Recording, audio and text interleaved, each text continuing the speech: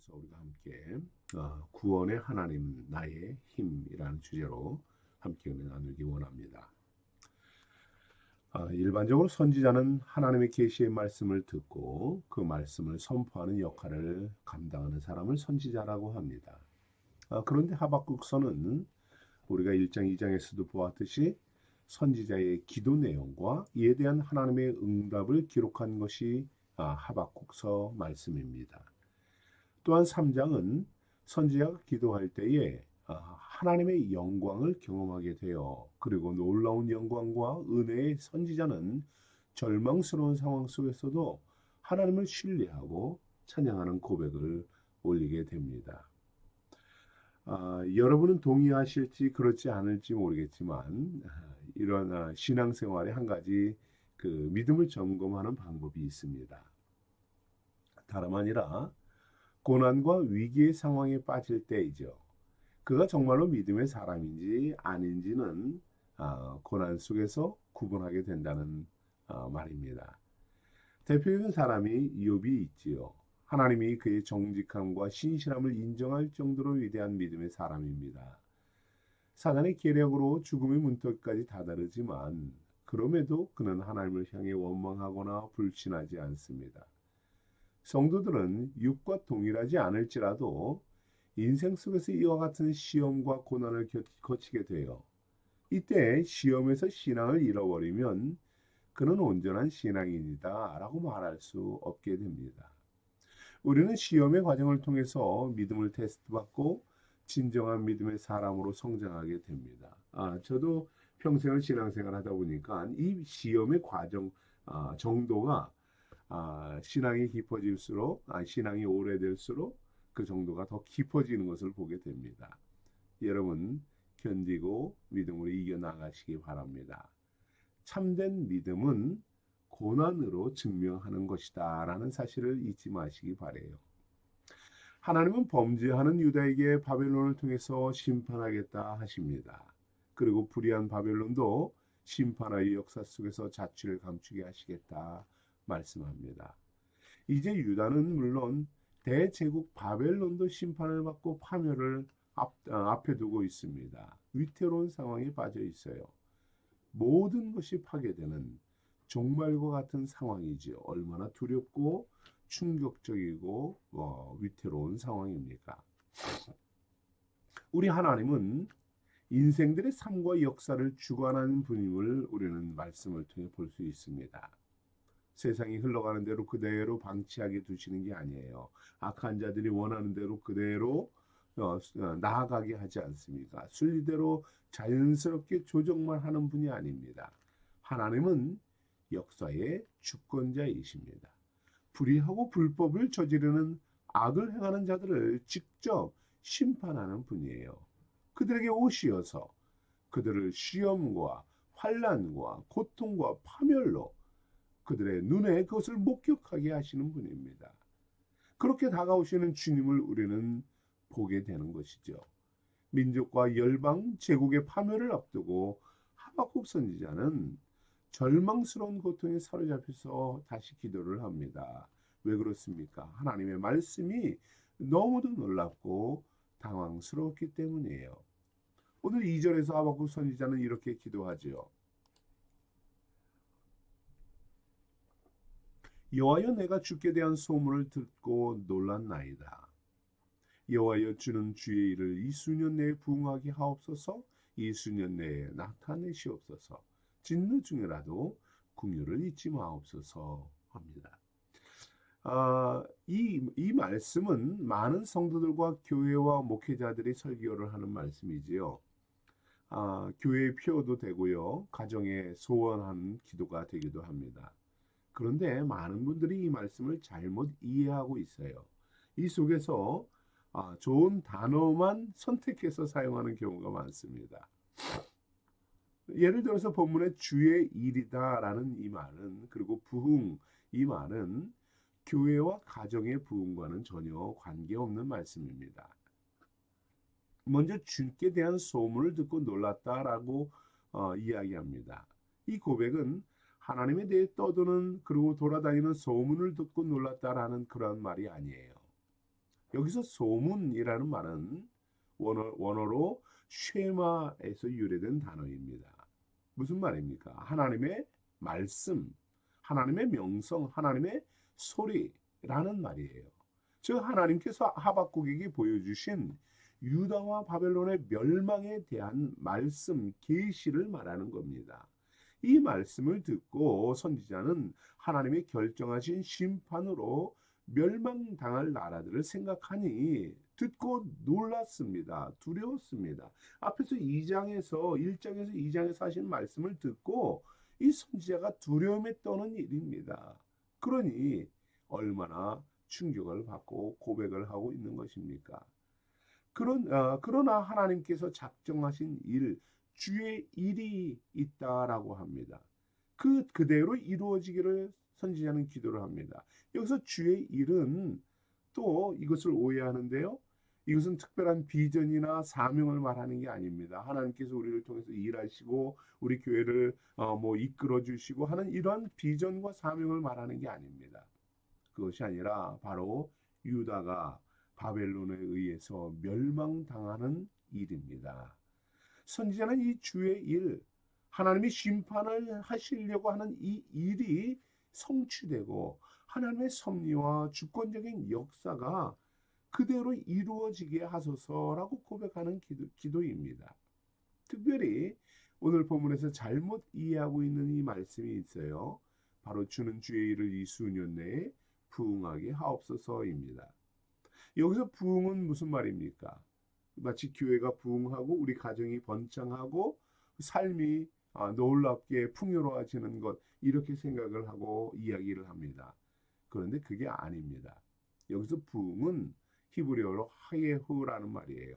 살게 하다, 생명을 주다, 회복시키다 라는 의미로 오늘 본문에서 본문 말씀과 맞춰보면 쉽게 말해서 하나님 살려주옵소서라는 말입니다. 생명을 끊지 말아주세요. 살려주세요라는 겁니다. 교회와 가정이 번창하고 부흥하는 것이 아니라 심판으로 멸망당하게 되었으니 다시 한번 살려주십시오. 회복시켜주세요. 간절한 소망의 기도입니다. 하나님이 수년 내에 심판하소서, 계획하신 섭리를 그대로 이루소서, 그리고 진노 중에라도 긍휼히 여겨서 살려주세요 라고 기도하는 내용이 바로 오늘 이 본문의 말씀입니다.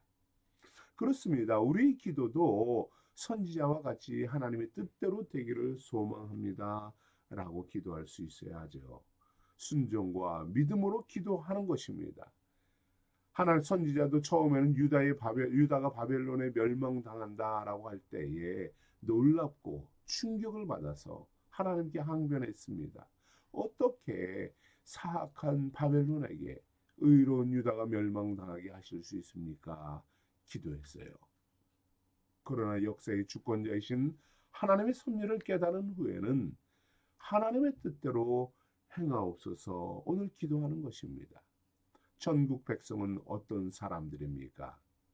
주님의 말씀과 같이 하늘에 계신 내 아버지 뜻대로 행하는 살아야 천국에 들어가리라 라고 말씀합니다. 믿음의 성도는 하나님의 뜻, 하나님의 말씀이 내 삶 속에 그대로 실현되게 하소서라고 하는 것이 믿음의 성도인 것입니다. 요한은 하나님은 죄인을 듣지 않고 경건하여 그의 뜻대로 행하는 자를 들으신다라고 했습니다. 여러분, 기도가 무엇입니까? 기도는 단순히 부르짖는 것이 아닙니다. 믿음의 기도는, 믿음의 부르짖음은 믿음으로 살아가는 것이지요. 기도는 하는데 전혀 그렇게 살지 않는다면 그것은 기도가 아니라는 것입니다. 하나님의 뜻대로 행하는 자, 아버지의 뜻대로 구하는 자, 그 말씀에 순종하는 자, 그것이 하나님의 백성이며 믿음으로 살아가는 삶이라는 것이에요. 성도가 말씀대로 살아내고 뜻대로 행할 때에 그 기도가 의미 있고 응답이 되는 것이지요. 하나님의 말씀대로는 살지 않으면서 부르짖고 금식한다고 그것이 기도이고 믿음의 기도일까요? 응답이 되는 것일까요? 아닙니다. 말씀대로 살 때에 응답이 되고 이때에 우리의 믿음도 우리의 영성도 우리의 영혼도 천국을 소망으로 풍성케 되는 것입니다. 비록 하박국 선지자는 하나님의 뜻대로 순종하며 결단하며 간절히 기도하게 됩니다. 유대가 하나님의 진노를 받아서 파멸 중에 있을지라도 긍휼히 여겨주시고 불쌍히 여겨달라고 마지막에 간구하고 있는 거예요. 민족과 열방을 위한 간절한 부르짖음입니다. 이 기도에 하박국 선지자에게 하나님은 정말로 놀라운 은혜를 허락하십니다. 그가 위기에 있을 때, 그가 절망을 할 때, 그가 정말로 견디기 힘든 고통 중에 있을 때에 하나님은 정말로 그를 만나 주십니다. 정말로 그에게 큰 위로를 주십니다.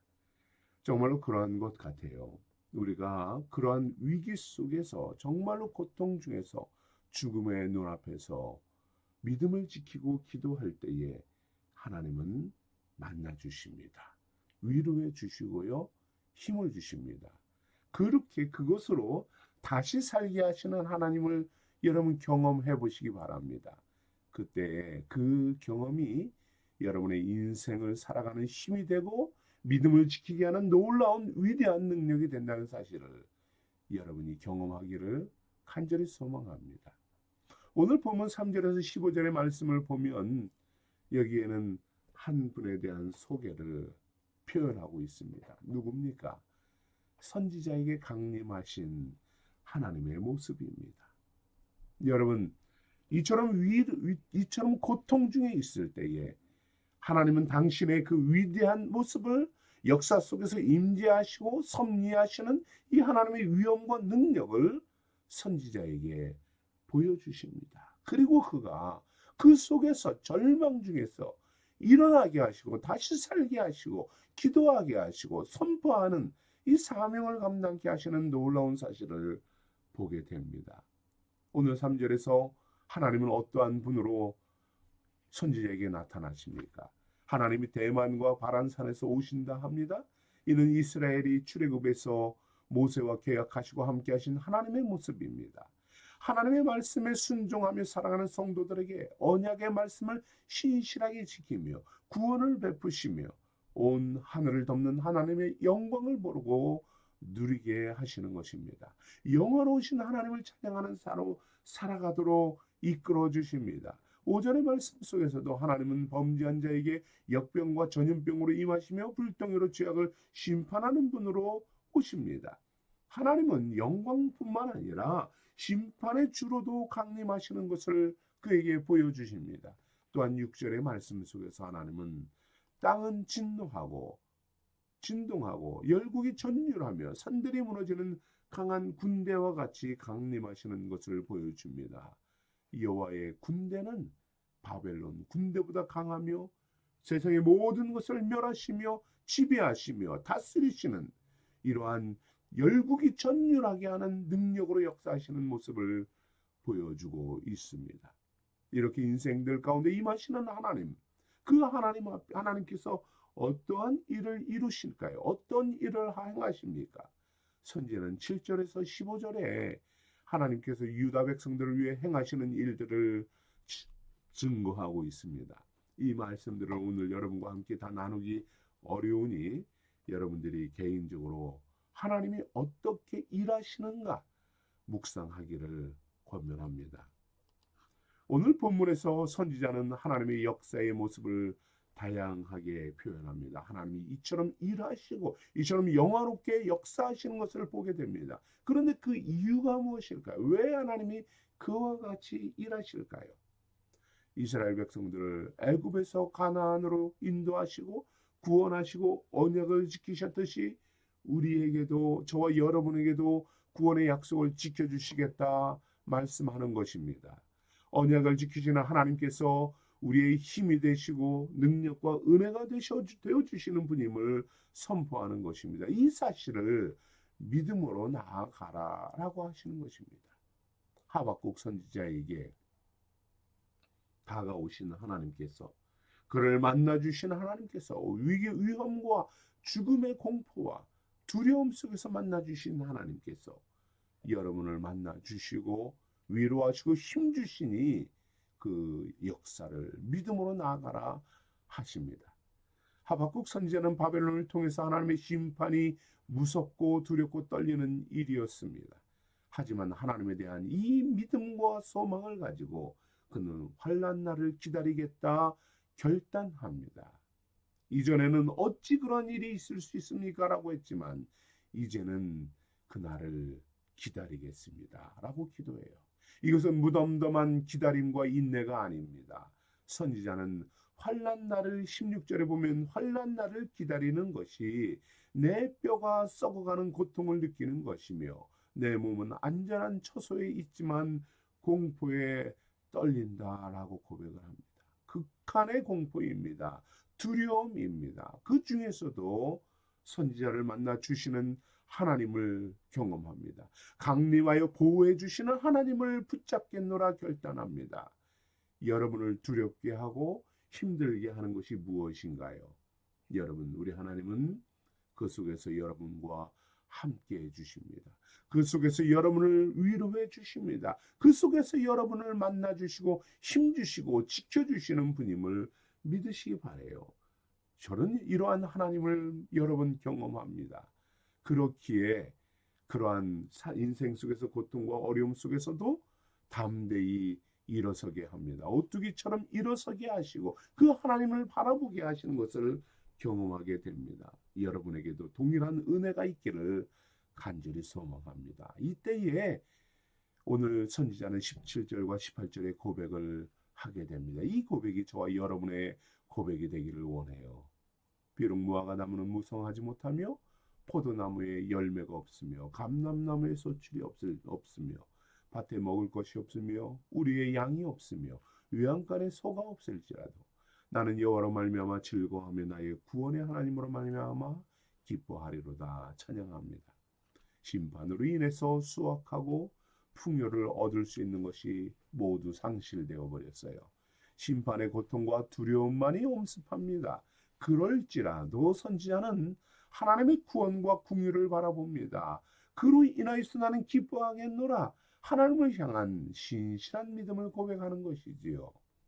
선지자의 믿음의 고백과 같이 고난과 심판의 고통 중에서 드리는 변함없는 신실한 믿음의 성도들이 되기를 바랍니다. 오늘 우리의 믿음을 시험하는 고난과 염려, 걱정, 근심, 이 순간들이 다가올 수 있습니다. 이때 여러분은 고난과 심판 중에 어떻게 담대히 믿음을 지켜나가시겠습니까? 어떻게 찬양하며 기뻐하며 경배하며 살아나갈 수 있을까요? 오늘 선지자는 마지막으로 이렇게 고백하죠. 주 여호와는 나의 힘이시라. 선지자의 고백과 같이 하나님이 주시는 힘으로 믿음을 지키는 싸움을 싸워나가는 우리 성도가 됩시다. 우리 안에 계신 예수 그리스도께서 함께 하시고 그분이 여러분에게 용기 주시고 힘 주신다는 사실을 믿으며 나아가시기 바랍니다. 내 마음속에서 살아 역사하시는 위기의 순간에 구원하시고 은혜로 인도하시는 하나님을 주님을 바라보시기 바랍니다. 고난과 환난 중에도 예수 그리스도를 인하여서 기뻐하는 것입니다. 그분으로 인하여서 그분 한 분만으로 만족하며 나아가는 것입니다. 감사하며 찬양하며 살아가는 성도가 됩시다. 하박국 선지자를 만나주시고 절망이 아닌 기쁨과 소망으로 인도하시는 하나님께서 여러분을 만나 주시고 인도해 주실 것입니다. 하나님의 위대하심과 영광스러움을 경험하며 우리의 삶 속에 임재하시는 하나님의 놀라운 역사를 성취하시는 하나님을 경험합시다. 하나님 뜻대로 되어 주십시오. 이루어 주십시오. 순종하며 나갈 수 있는 믿음의 성도가 됩시다. 연약한 우리에게 긍휼을 베푸시고 다시 살리시는 하나님의 능력을 의지하며 하나님 나를 살려주소서 기도할 수 있기를 원합니다. 그때의 그 고난 속에서 주님이 힘이 되어주시고 위로가 되어주시고 놀라운 영광으로 여러분을 만나주시고 인도하시는 주님을 바라보게 될 것입니다.